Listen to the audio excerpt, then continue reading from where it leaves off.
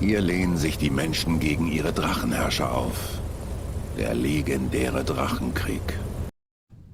So, Deli, und weiter geht's. Letztes Mal waren wir ja in Riften und haben dort nach einem gewissen Esbern gesucht. Der Esbern ist ein Spezialist in Sachen Drachen und den haben wir gebraucht, um herauszufinden, warum das jetzt Drachen wieder da sind.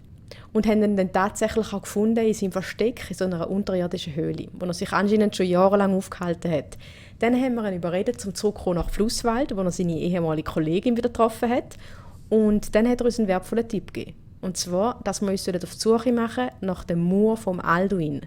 Und auf diesem Mur sollen wir Informationen finden, die uns mehr über die Drachen, ihre Herkunft und warum sie jetzt wieder da sind, verraten. Und das machen wir jetzt.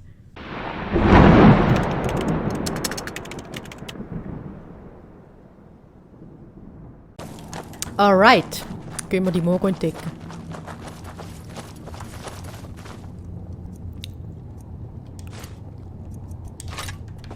Vorsichtig!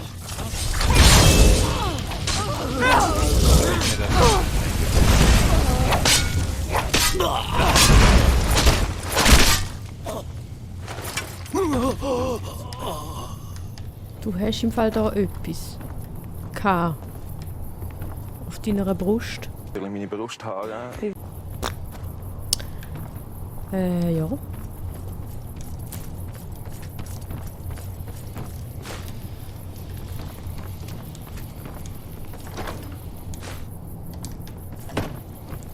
Weiter geht's.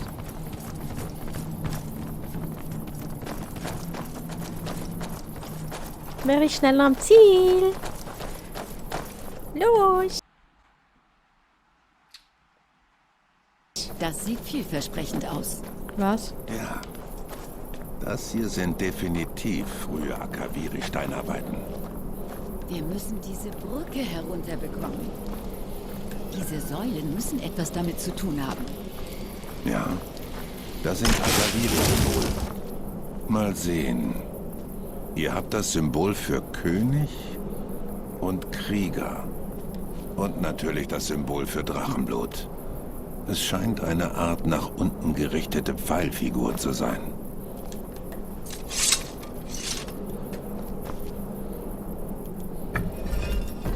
Ja, das ist es.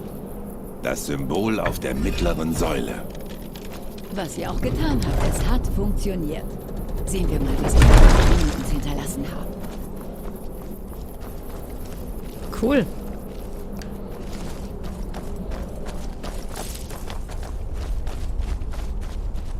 Oh oh.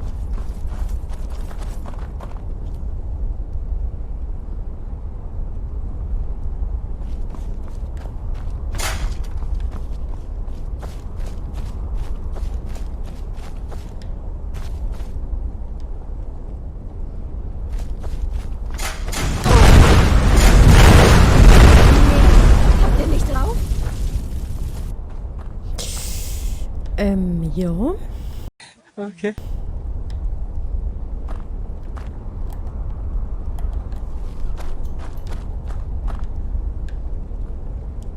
Ich bin direkt, wie ihr wünscht, Tane.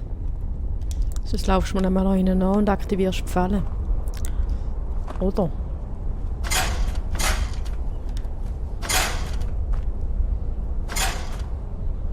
Wartet, Warum hört ihr auf?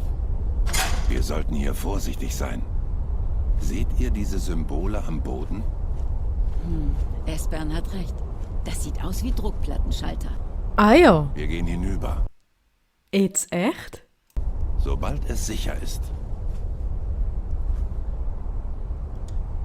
Jetzt sieht es sicher aus. Gehen wir. Ja, ja. Wir nehmen uns hier in der Nähe des Wir brechen auf? Wie ihr befehlt, Tane. Geh mal.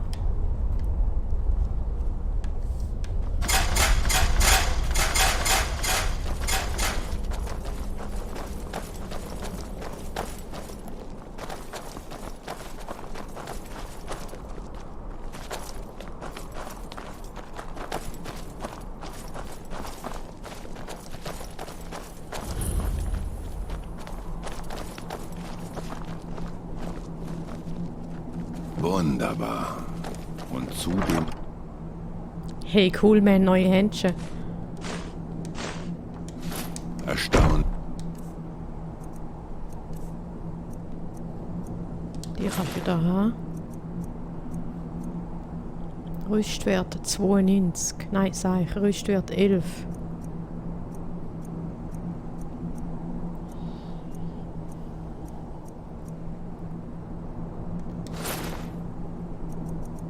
Die kommt Gut Lydia über. erhalten. Lydia? Ich bin direkt hinter euch. Wie kann ich euch dienen, Tane? Und du musst auch mal einen neuen Helm heimfallen.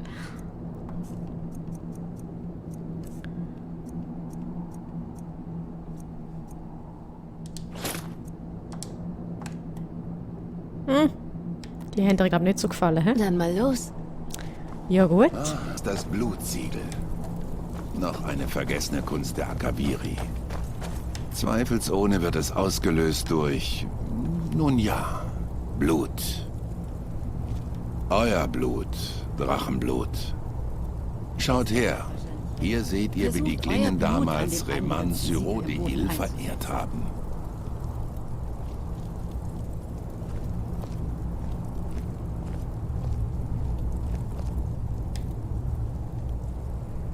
Und jetzt?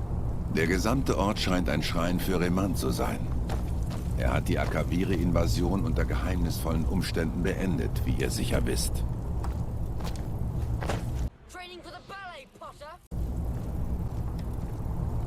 Versucht, Blut auf das eingeritzte Muster im Boden tropfen zu lassen.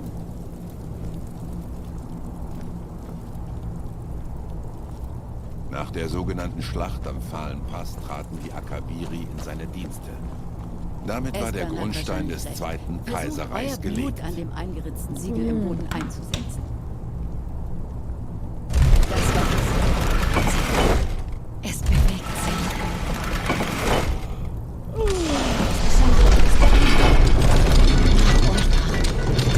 Euch gebührt die Ehre, den Tempel der Himmelszuflucht zuerst zu betreten. Keiner weiß, was uns da drin erwartet.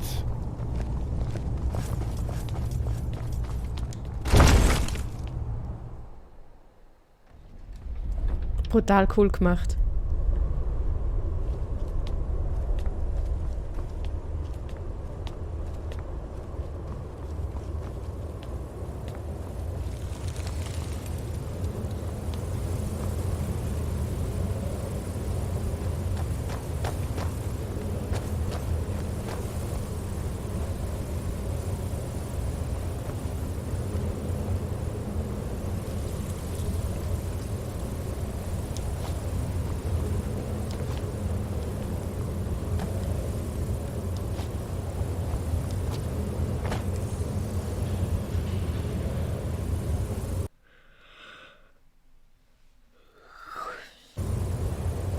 Da ist jetzt also die mysteriöse Mauer, hä?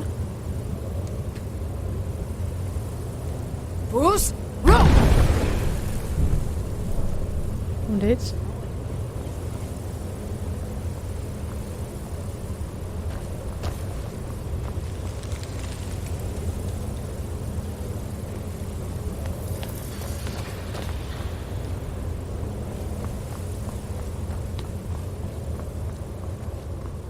Du, ich glaube, wir brauchen deinen Rat im Fall. Esbern.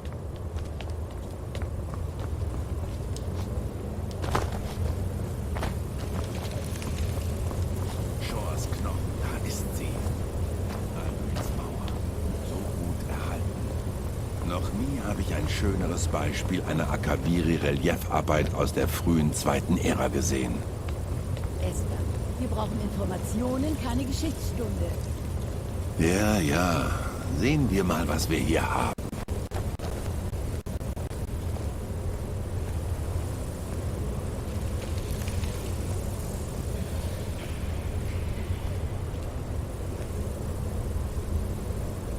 Seht, da ist Alduin. Diese Tafel geht zurück zum Anbeginn der Zeit, als Alduin und der Drachenkult in Himmelsrand herrschten. Hier lehnen sich die Menschen gegen ihre Drachenherrscher auf. Der legendäre Drachenkrieg. Alduins Niederlage steht im Mittelpunkt der Mauer. Seht, Hier fällt er vom Himmel. Die Nordzungen, Meister der Stimme, stellen sich gegen ihn auf. Und zeigt es, wie sie ihn besiegt haben? Sind wir nicht deswegen hier? Nur Geduld, meine Liebe. Die Akaviri waren kein unkompliziertes Volk. Alles ist in Sinnbilder und geheimnisvollem Symbolismus eingebettet. Ja, diese Ranken hier, die aus den Mündern der Nordhelden kommen, so stellen die Akaviri einen Schrei dar. Aber wir wissen nicht, um welchen Schrei es sich handelt. Wahrscheinlich um einen, der speziell mit den Drachen oder sogar mit Alduin selbst zu tun hat. Ihr meint, sie haben einen Schrei eingesetzt, um Alduin zu besiegen? Seid ihr sicher? Oh ja. Sie hätten den Schrei wohl nicht so deutlich hervorgehoben, wenn er nicht wichtig wäre.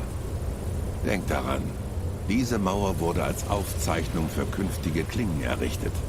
Nichts an ihr wurde dem Zufall überlassen. Dann suchen wir also nach einem Schrei. Verdammt! Habt ihr je so etwas gehört? Ein Schrei, der einen Drachen aus dem Himmel holen kann? Ich habe befürchtet, dass ihr das sagen würdet. Dann bleibt uns wohl nichts anderes übrig. Wir müssen die Graubärte um Hilfe bitten. Ich hatte gehofft, wir könnten sie aus dem Spiel lassen. Aber uns bleibt keine Wahl. Ja, nichts gegen 3 Graubärte, die sind cool. Wenn es nach ihnen ginge, würdet ihr nichts tun, als mit ihnen dort oben auf ihrem Berg zu sitzen und mit dem Himmel zu reden. Oder was immer sie tun. Die Graubärte haben so viel Angst vor der Macht, dass sie nicht einsetzen wollen. Denkt darüber nach. Haben sie versucht, den Bürgerkrieg zu beenden oder etwas gegen Alduin unternommen? Nein. Und vor euch, vor eurer Macht haben sie Angst. Vertraut mir, es gibt keinen Grund, sich zu fürchten. Denkt doch an Tiber Septim. Glaubt ihr, er hätte das Kaiserreich gegründet, wenn er auf die Graubärte gehört hätte?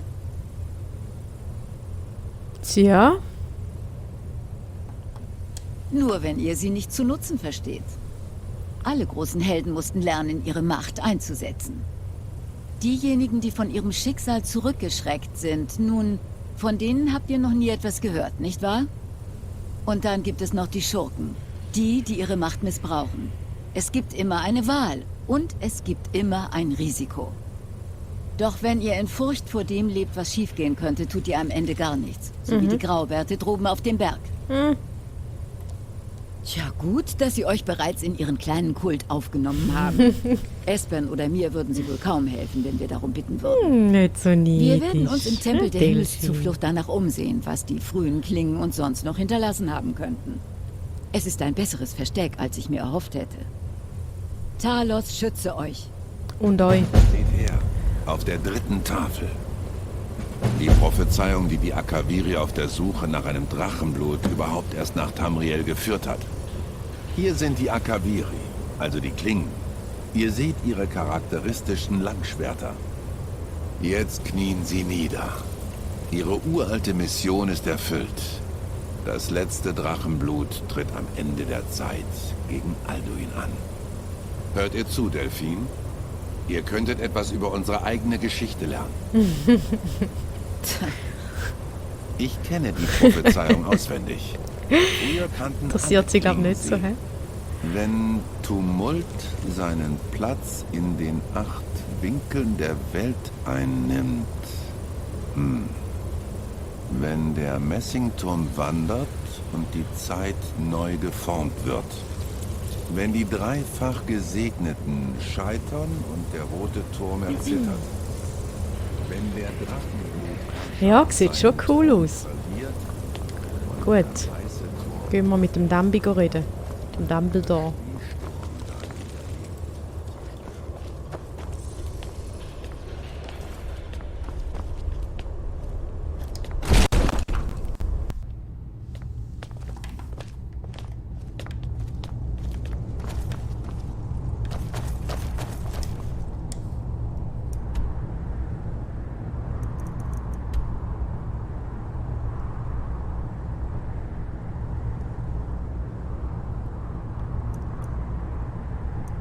Ah ja, genau, der Hohe Rotgar.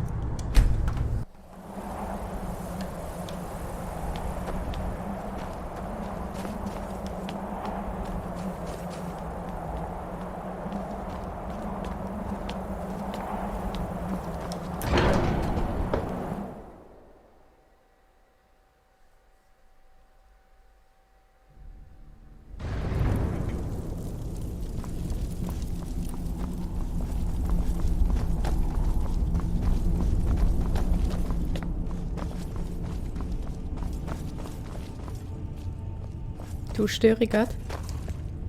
Eure Ausbildung macht gute Fortschritte, Drachenblut.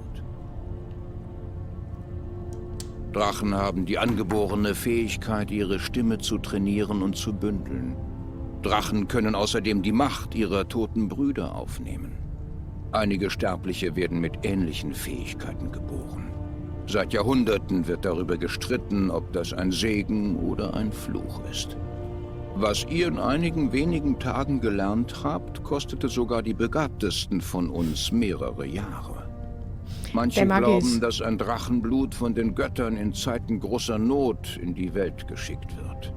Wir sprechen darüber, wenn ihr bereit seid. Drachen haben den Schrei schon immer beherrscht. Die Sprache ist wesentlicher Bestandteil ihres Wesens. In der Sprache der Drachen gibt es keinen Unterschied zwischen Wortgefechten und physischen Kämpfen. Schreien ist für Drachen so natürlich wie Atmen oder Sprechen. In mythischen Zeiten, als die Sterblichen in großer Not waren, gewährte uns die Göttin Kynaret die Fähigkeit, wie Drachen zu sprechen. Die meisten Sterblichen brauchen jahrelange Ausbildung, um auch nur den einfachsten Schrei erlernen zu können. Aber ihr tragt die Drachensprache in eurem Blut und könnt sie beinahe mühelos erlernen.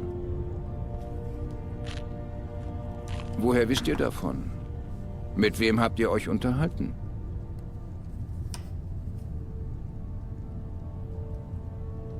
Die Klingen, natürlich. Sie mischen sich besonders gern in Angelegenheiten ein, die sie kaum verstehen.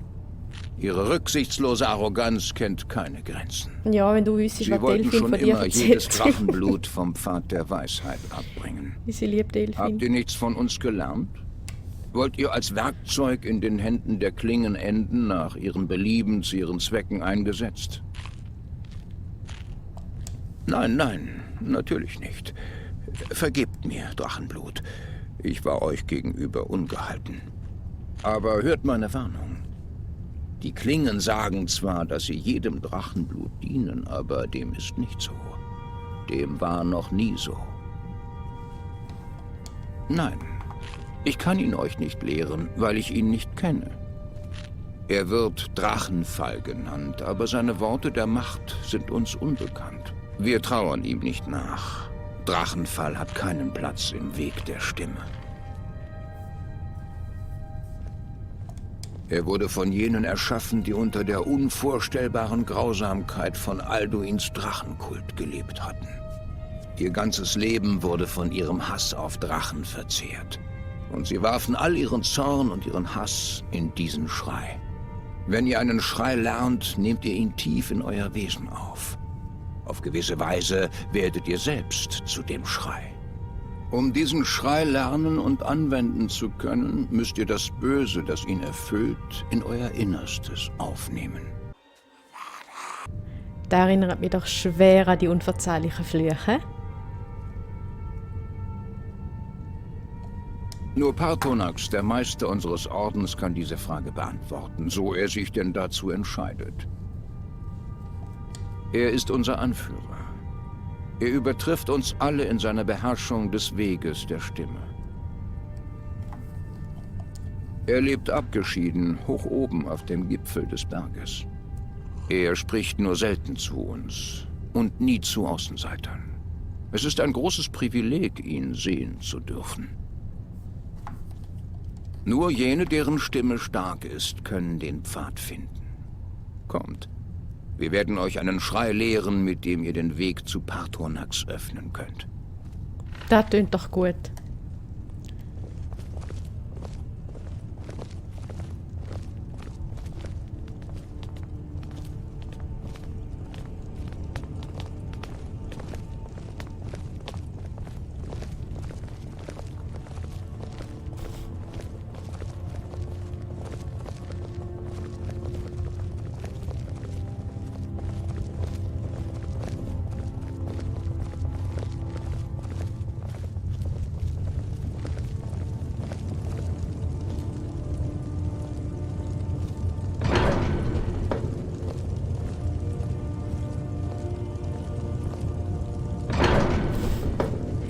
Danke fürs Türen aufheben, gell?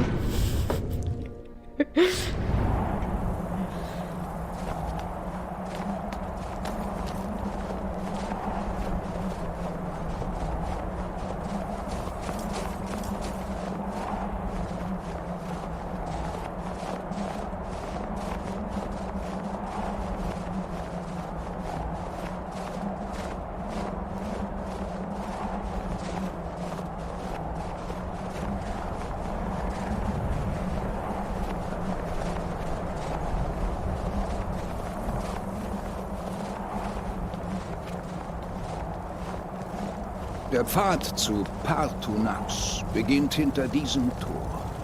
Ich werde euch zeigen, wie ihr den Weg öffnet.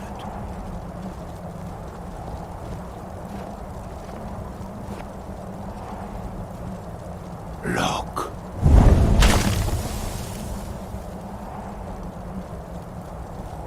War. Kor.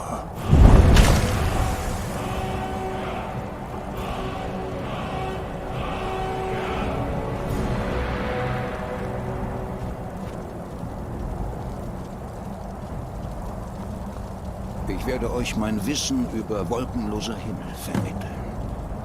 Dies ist unser letztes Geschenk an euch, Drachenblut. Nutzt es weise. Werden wir.